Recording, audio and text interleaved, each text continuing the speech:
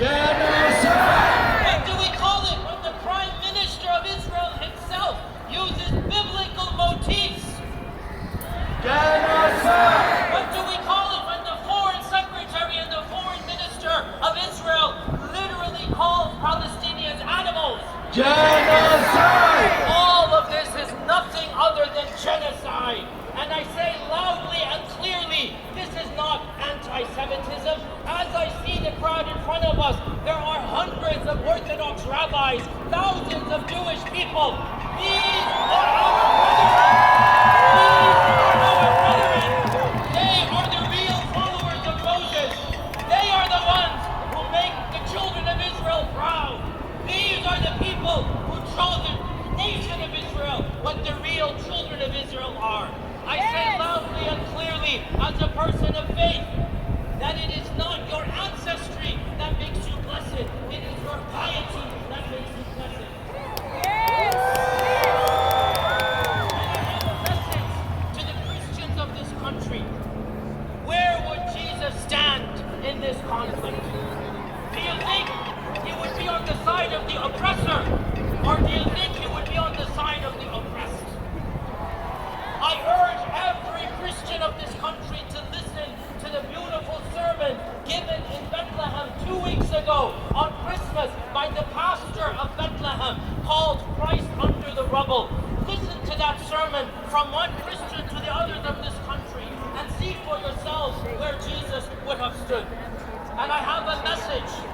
And I have a message to my fellow Americans. I am an American, born and raised in this country. There is much in this country that I'm proud of, but there are aspects that are very, very depressing, very sinister. And what comes to mind is one of the words of the founding fathers, Thomas Jefferson.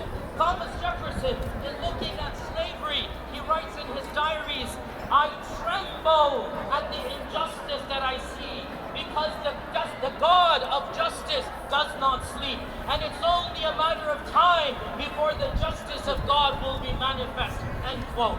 I too look at our country, and while I love it from the bottom of my heart, and I want the best for this country, I also say that no country that supports tyranny will ever flourish.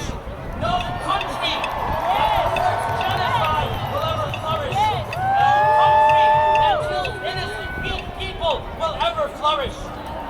Oh, people of America, if you want your country to flourish, and I want it to flourish, if you want it to be blessed, I urge you to take a long and hard look at our irrational relationship with Israel.